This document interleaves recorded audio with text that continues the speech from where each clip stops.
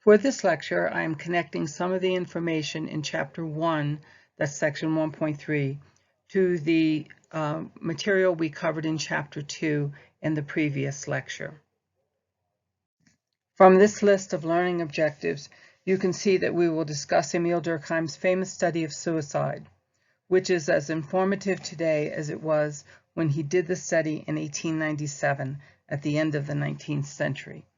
If you have ever worked at a suicide prevention hotline, you know that one of the most important rules is the person should not be alone. Or if you are feeling this pull to suicide, don't be alone. Get out to be in touch with others and be part of something, a group, outside of yourself. However, we will see from Durkheim's work there are many different types of suicide. We will walk through the steps of the research method described in the previous lecture, then connect this to theory, which helps us to answer the question, why? Durkheim's study of suicide is also directly related to social facts occurring today. As you can see on this slide, rates of suicide among veterans is extremely high, probably the highest it has ever been. I gave you this link before starting the lecture so that you can see the research being done on suicide among veterans. According to the Office of Mental Health and Suicide Prevention in its 2018 report, suicide is the 10th leading cause of death in American society and shows that veteran suicides are slightly higher than non-veteran suicides. Emile Durkheim was the first person to hold an academic position as a sociologist, teaching at a French university. He placed emphasis on using the scientific method to study various issues, including what he called social cohesion or social integration, the degree to which people are tied to their social groups, how much a person feels a part of a group. Durkheim, like others, saw humans as social people who survive because of the interaction and bonds established with others. In the late 1800s, when he began to notice that certain groups had higher rates of suicide than others, he recruited his students to help collect data and organize findings. He saw suicide from the perspectives of the groups to which an individual belonged, in other words, to social facts or forces outside the individual. Let's walk through the research steps. First, Durkheim has a topic of interest to him. That topic was suicide, but he recognizes that is too broad, that he has to narrow the topic and focus on a question that can be handled. So in step 2, we see 2 of the questions that were part of his research. Why do we see different rates of suicide in different groups or at different times? At this point, Durkheim in his studies began to review any literature or suicide to see if anyone had addressed these issues. At that time, remember the late 1800s, there was little that addressed the social world around those committing suicide. It was mostly concerned with religious answers, being possessed by evil spirits. Some answers in psychology were also being stressed, focused on individual's mind or inability to cope with trauma. Some work hypothesized that the weather or long days of winter in the northern Scandinavian countries might increase suicide. Durkheim and his students tested many hypotheses, including the one about the weather and the long dark days, but found very little correlation between these and suicide rates. His work became focused on one specific hypothesis: the social groups that a person belongs to affects the likelihood of suicide. He used several research methods, including secondary data, which would be death records and police records, interviews with surviving family members, and observations of different groups. Okay. This slide shows us some of Durkheim's findings.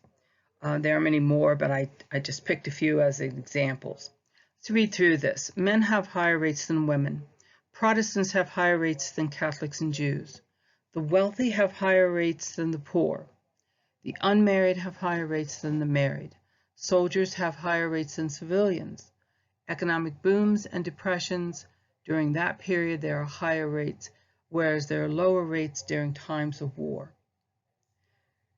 Do you begin to see a pattern? What is it about the groups or the conditions in society that might contribute to different rates of suicide?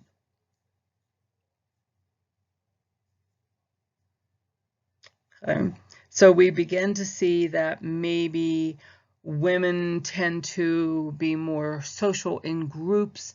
They have more social cohesion, more friends, whereas men have been socialized or raised to be more independent, not to share, not to have this social group that women have. So again, an interesting thinking about social groups and cohesions. Go down the rest and see if any of that begins to make sense to you. Continuing his analysis, Durkheim then divided these groups into 4 different types of suicide, because as we saw from the previous slide, there could be different reasons. It could be the times, it could be the conditions. Times of war might bring more integration into the society. So he came up with these 4 different types: the egotistic, the altruistic, the fatalistic, and the anomic. Anomic is a French word meaning too few rules, lack of norms. Okay, so let's start at the top. What does he mean by egotistic? It means there is too little integration in the society. It's too individualistic. So again, we saw that with men as compared to women. Altruistic is too much integration. We have seen this in religious cults where the entire group decides to commit suicide. No one stands as an individual and says, hey, wait a minute, this is not the right thing to do. Okay, so that's altruistic. Fatalistic would be a society which is too constricted. We certainly saw this in the Soviet Union before the communist rule collapsed. There were just too many rules and people could not adhere to all of these rules that had been made. Whereas again, anomic is the opposite of that. We saw that during something like the French Revolution, which is why this word applies, because it came from that time period. Durkheim was connecting his research to a larger set of categories, but then he goes one step more. Durkheim was not satisfied with just describing the rates of suicide in these groups, but he wanted to make his answers more generalized. The probability of suicide changes with social conditions, the person's relationship to his or her society. Essentially, too much or too little integration or social cohesion. Either one of the terms can be applied. And obviously, the condition in the society affected the individual. Suicide is not just an individual act, according to Durkheim, but is related to social facts. In other words, what happens in one part of the society will affect other parts and will influence behavior. This is where we begin to see the first sociological perspective, functionalism.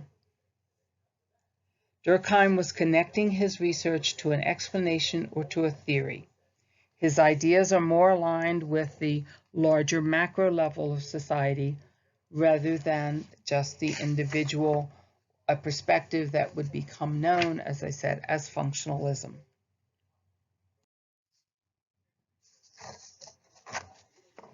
A theory is an explanation, explaining how the different variables in your study are connected or why they are not connected. It creates a framework in which to place your observations so that they make sense, an interpretation of the empirical observations. The important thing to remember about the scientific method, research and theory go together. The theory is also being tested.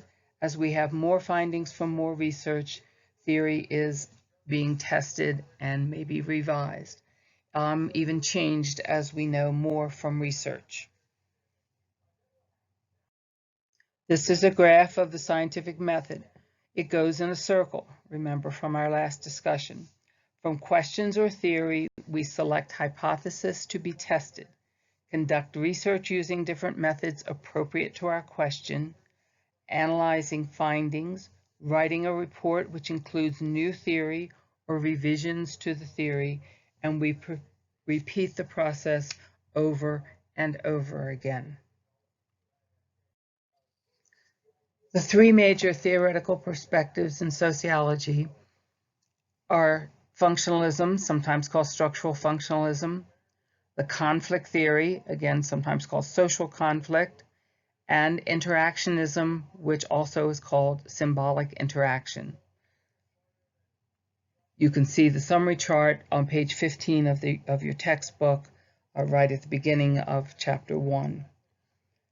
You might also see the word paradigm used for theoretical perspectives. Paradigm usually indicates that a shift in thinking has occurred in a particular discipline or in a science. We can see how each of these areas were a new way of looking at the world.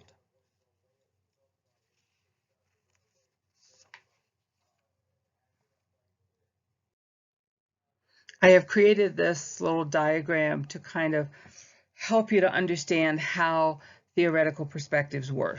The larger umbrella is the sociological perspective, or if you're in a different field, it could be the psychological perspective or the economic perspective or whatever. But underneath that umbrella comes the theoretical perspectives in that particular field.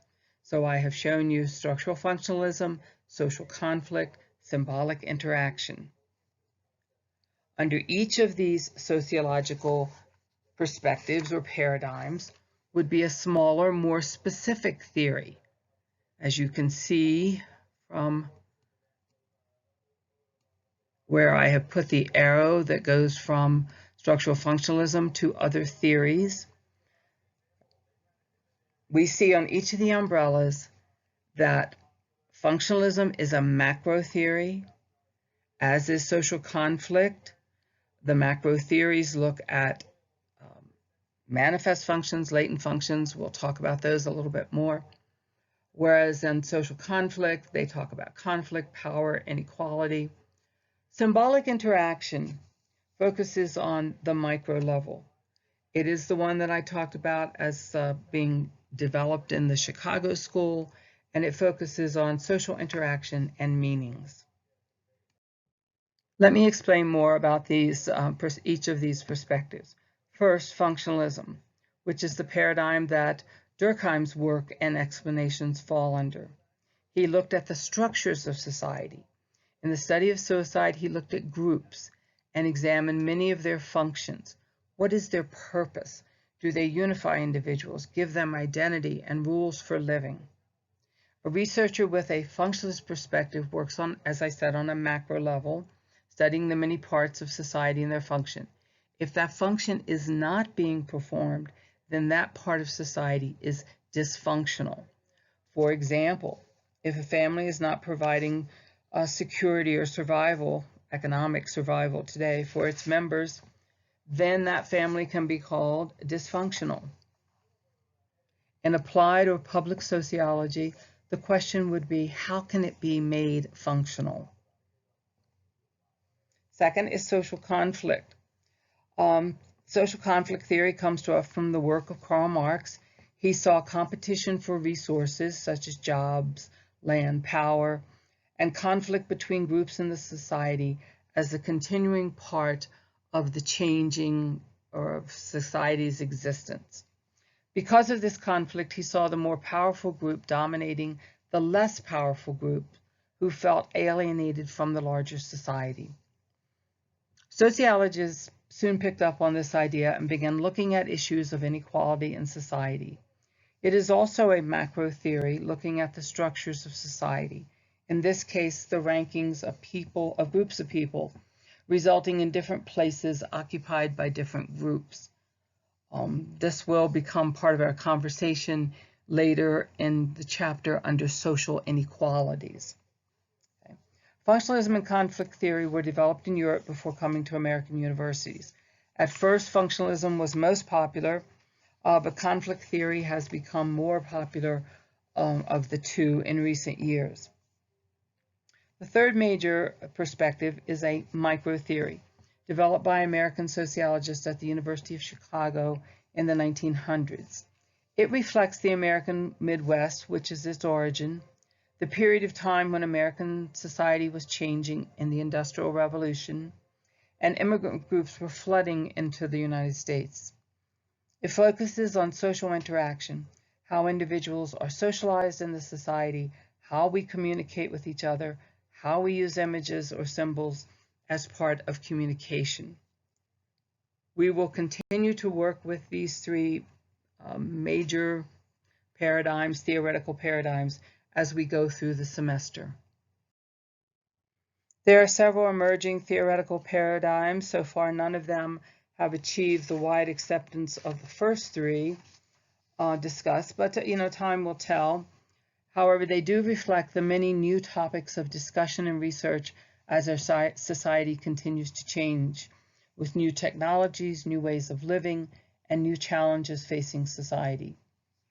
There is also an emphasis on public sociology and applied fields of sociology to meet these new challenges and make more of the public aware of the research in sociology. I know you will be glad to hear this concludes chapters 1 and 2 of the text and our general introduction to sociology. Next week, we will introduce the concept of social change, types of societies, and talk about culture, which holds the societies together.